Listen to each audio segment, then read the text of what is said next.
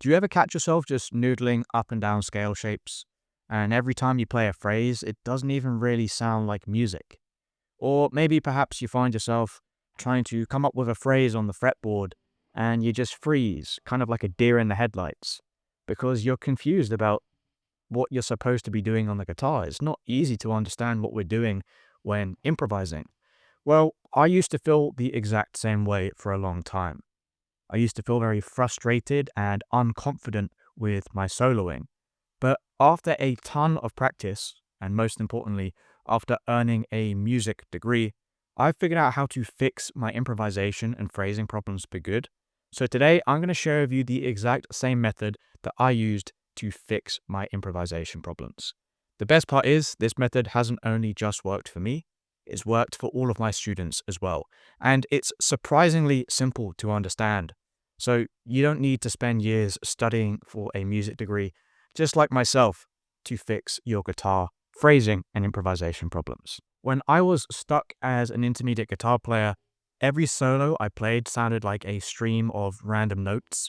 It felt like I was just kind of rambling on the guitar. Nothing I played had any kind of sense of direction or meaning. It didn't really sound too musical. I kept hearing people say that you need to target chord tones to sound melodic, and I kind of understood that that made sense, but I could never make it work on the guitar. I thought to do that, you had to memorize all of the notes of the chord you were playing over the top of. So like if you were playing over the top of C, you had to memorize that it's C, E, G, and then figure out where all of those notes exist on each fret on the fretboard. And that just didn't work out for me, right? By the time I tried to calculate where all of those kind of notes exist on each fret, the chord had changed, the band had moved on, and I was kind of behind and I was completely lost, and it was just way too overwhelming to keep up with. What finally changed everything for me was learning how to connect triad shapes to pentatonic scale shapes that I had already learned how to play. When I did this, chord tones no longer became this kind of like abstract theory concept that like I knew notes inside of my head or anything like that. They became shapes that I could visualize inside of scale shapes that I already had been using for years. Once I started using this simple strategy that I'm about to show you, which helps you connect triads to the scale shapes you're already using, your phrasing is going to sound so much more musical, and it's going to be so much simpler to understand what you're supposed to be doing when you are improvising. So understanding this method I'm about to show you stopped me from noodling up and down the fretboard. It stopped me from freezing and running out of ideas, and it helped me feel so much more confident when I was improvising with the guitar and soloing on the fretboard.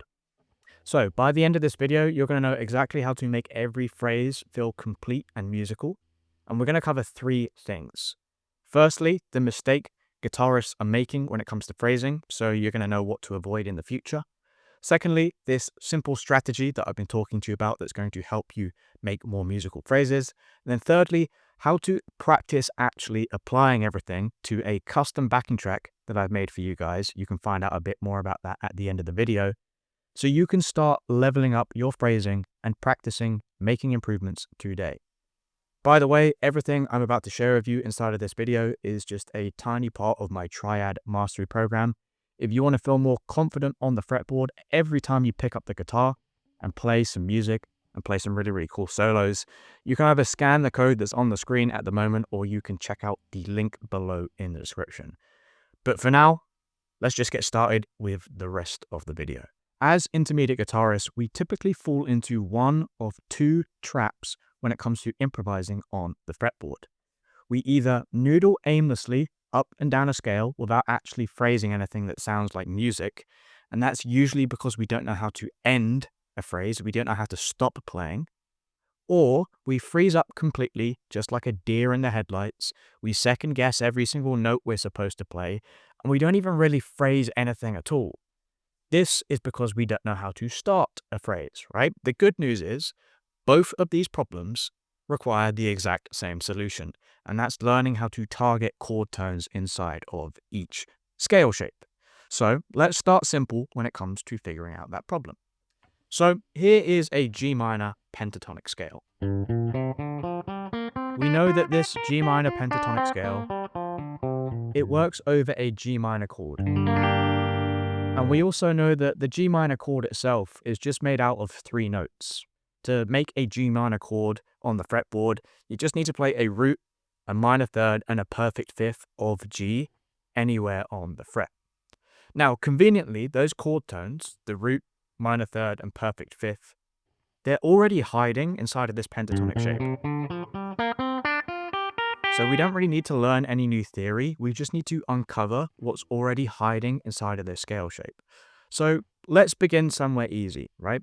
Again, we need to focus on targeting our chord tones. So let's begin with the chord tone that we're all most comfortable with. Let's map out the root inside of this pentatonic shape. So obviously we all know that the root is over here on the low E string. And again, because the high E string is tuned the exact same way, we've got a root here and a root here. We also have a root using the octave shape here on the D string. So these are all the root chord tones that I can find inside of that G minor pentatonic box. So I've got root, root, and then root. Now, here is the phrasing strategy. All we're going to do is start on a root note, so that shows us how to start a phrase, play anything you like with the scale in the middle, and then we're going to end on a root note to finish the phrase, so we're not just noodling forever and ever and ever. So here's an example of how we can do that. Let's say I choose this root note over here. So I start on a root note, do anything I want with the scale in the middle, and end on a root note. So I start on this chord tone, do what I want in the middle, and then end on another chord tone again. Again, when you're playing a phrase in the middle, you can add any kind of extra guitar techniques that you want. So like if you know how to bend, or if you know how to do like a hammer on and pull off, like double stops. Again, do what you can. Not everyone can do every kind of guitar technique. I suggest just starting simple if you're a bit overwhelmed. But yeah, what you want to do right now is pause the video and try this technique. Start on a root note anywhere that you want inside of this scale shape. It could be over here.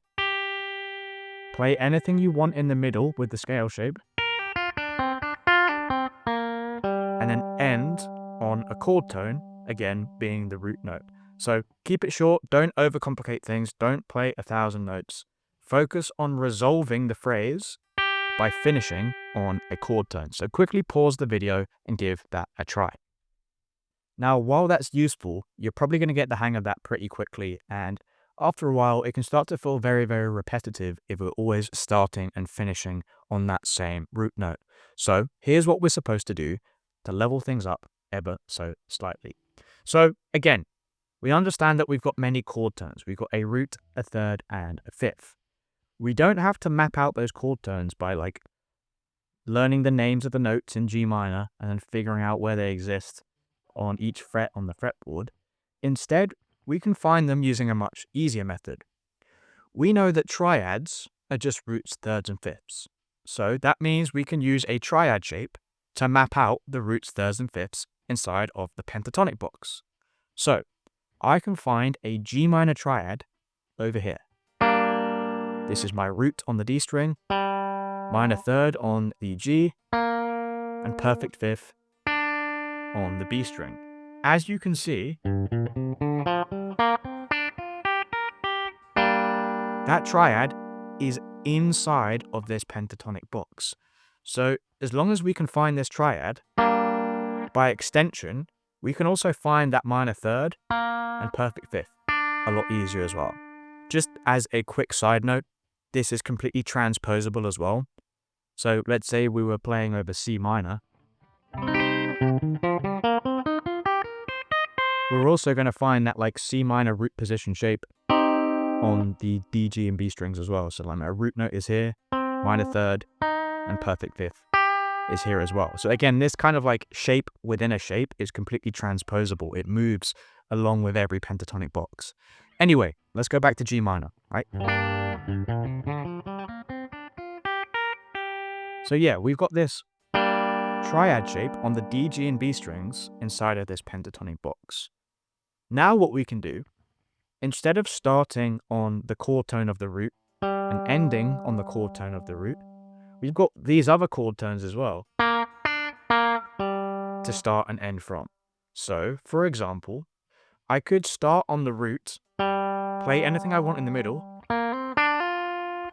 and then resolve to this chord tone, which happens to be the 5th. Or, for example, I could completely shake it up. I could start on this chord tone, which is the minor 3rd, do anything I want in the middle, and then resolve to the root.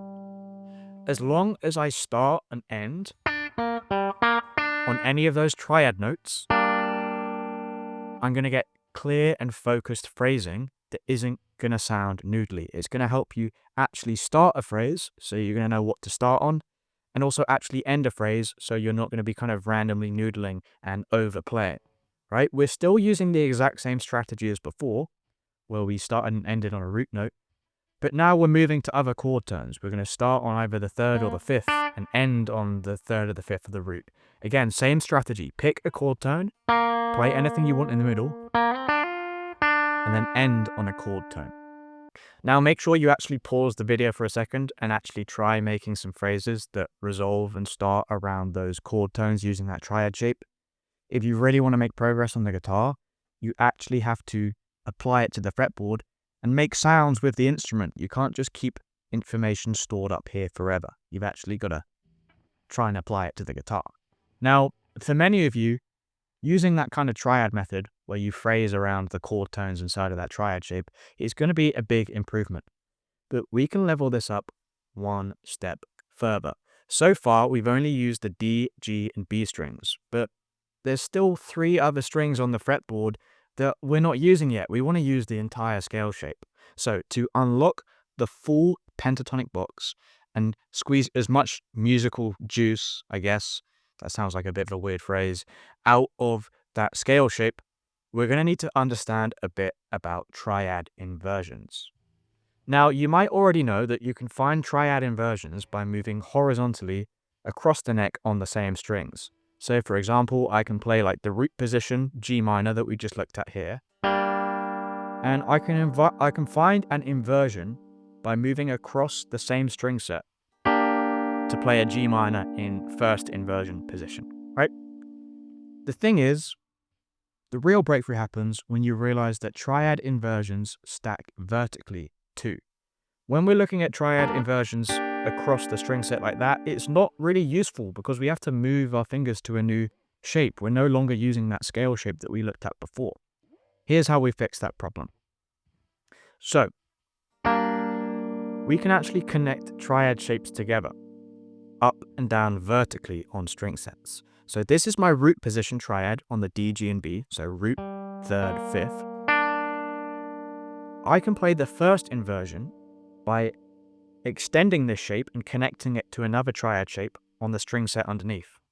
So I've got this first inversion, 3rd, 5th, root, on the G, B, and high E, the string set underneath. So now I've got these 2 triad shapes that connect together.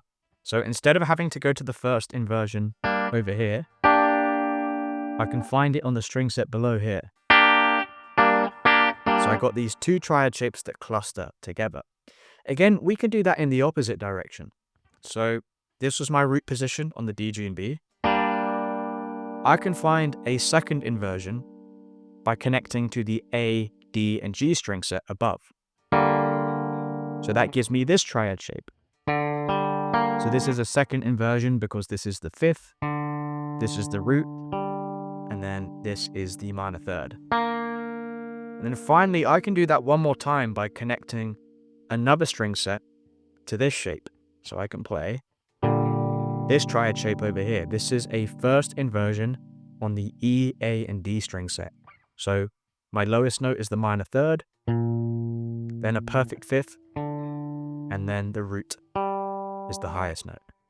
So that gives us a cluster of 4 interlocking triads stacked vertically across all string sets. So that gives me a pattern that looks like this.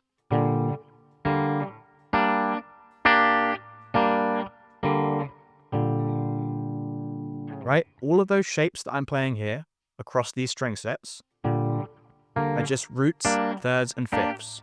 I'm just playing them across different octaves. This gives me a map of where all the roots, thirds, and fifths kind of map out across multiple string sets.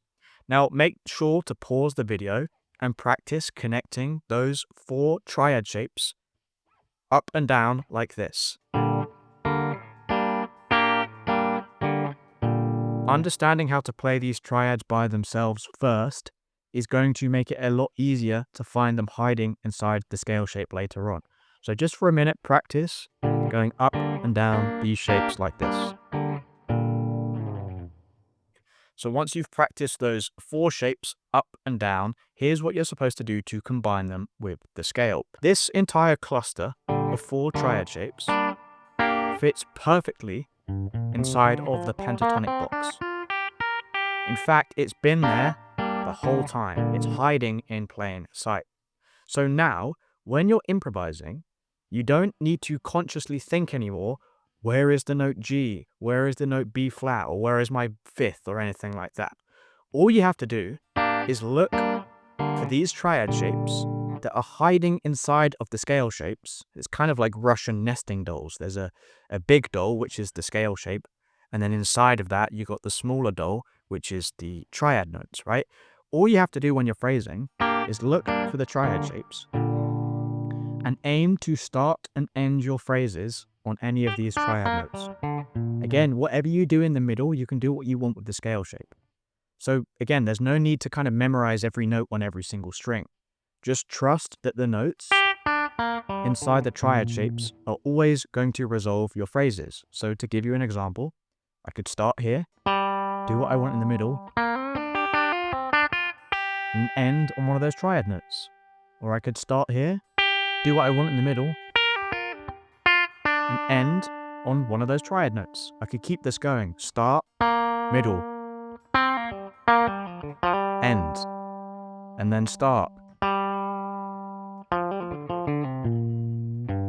And I guess this is still a root note. You're allowed to use the root note on the low E string as well, by the way. That's still a chord tone, right? So now you've mapped out like where the strongest notes are inside the box. So you know exactly what you're supposed to target when it comes to starting and ending your phrases.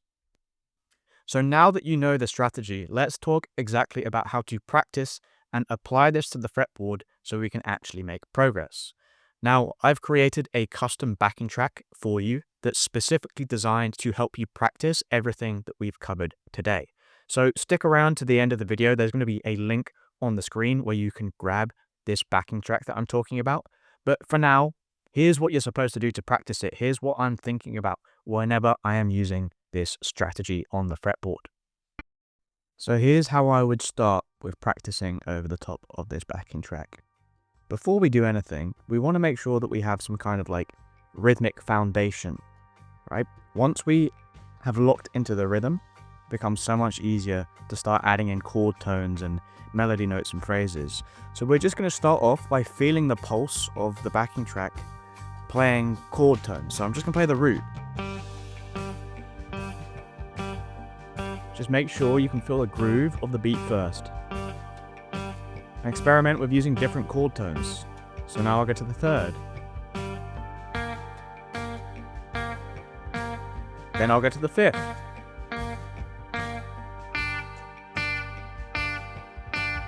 Then make my way back to the root. Just look for different chord tones inside of this shape. So maybe I'll go to the A string. Then back to the root. So we really need this rhythmic foundation first.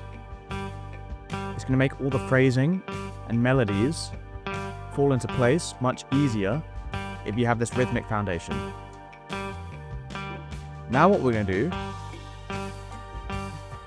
is start slowly phrasing with this rhythmic foundation.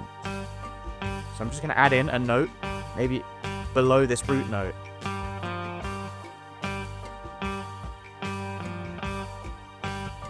Maybe a note above the root note.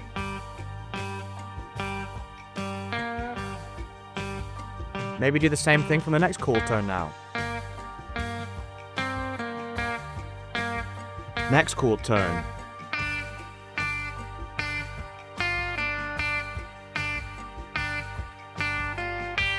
This is going to teach you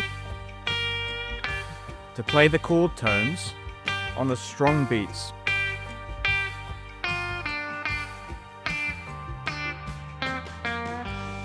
Once you've kind of got a feel for that, on playing the chord tones for the strong beats and just adding in a note here or there above and below, then it's probably a good idea to start branching out into the more kind of guitar-y sounding phrases.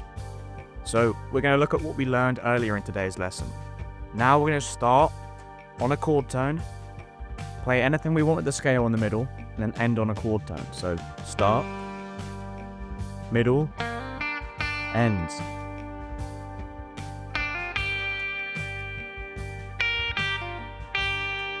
And I want you to be really, really simple here. Make a point of not overplaying. We have a habit as guitarists to try and do everything that we can inside of a scale shape. We immediately try to go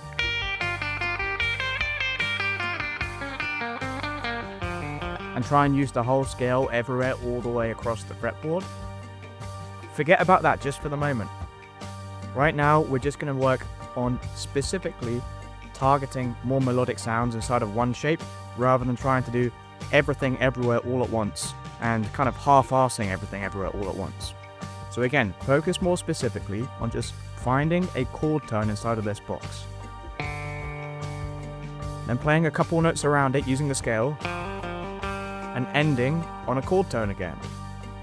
Keep the phrase simple. Be okay with holding the note, by the way. You're allowed to kind of sustain notes. We kind of forget that we're allowed to kind of go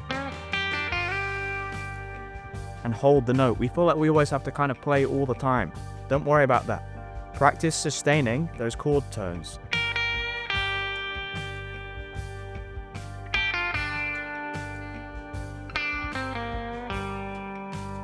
As long as you're sustaining the chord tone on a strong beat, you can have faith that it's always going to sound nice.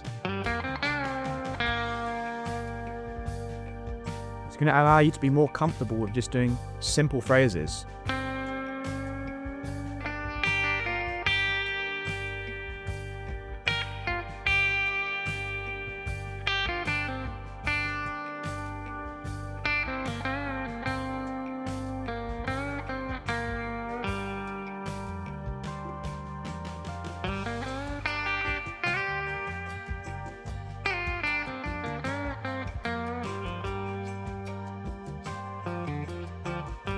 Remember, you're never going to be able to be confident with fast and advanced phrases if you can't be confident with slow and simple.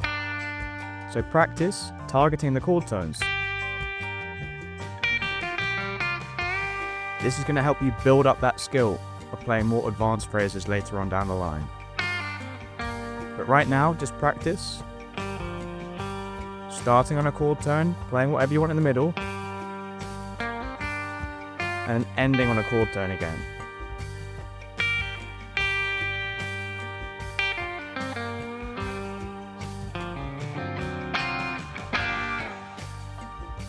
Now, if you're an intermediate guitarist who's primarily been learning from YouTube and you're stuck noodling up and down scale shapes without ever phrasing something that sounds musical, it's not really your fault. I've been using YouTube to help my guitar playing for around a decade at this point, and I've never really come across any kind of improvisation lessons that have taught me the power of combining triads and pentatonics together to give me a simple strategy to make phrasing sound easier.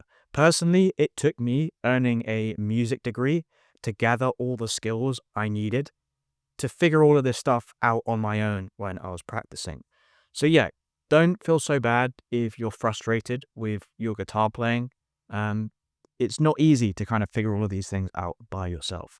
If this video opened your eyes even slightly to understanding how to simplify the guitar, I go much deeper into improving your confidence on the fretboard in my Triad mastery program.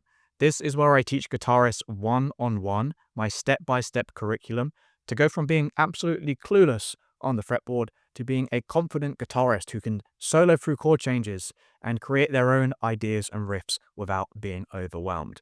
If you want to level up your guitar playing permanently, you can either click the link below in the description, or you can scan the code that's on the screen right now. Worst case scenario, that you click the link, scan the code, you book a call with me, and you get some clarity on what you're supposed to practice next to improve at the guitar. Best case scenario, you get started in the program and you finally become the confident guitarist you've always wanted to sound like. Now, if you like this lesson and you want to actually start practicing everything we applied, you can check out the backing track on the left-hand side of the screen. I did my best to make it sound pretty cool for you guys, so hopefully you enjoy the backing track. But if you want to move on to another lesson, the next step is mastering moving between multiple different triad shapes and linking them with multiple different pentatonic positions. So you can check out this video on the right-hand side of the screen to find out more. It's going to make your playing a lot more powerful if you combine it with today's lesson.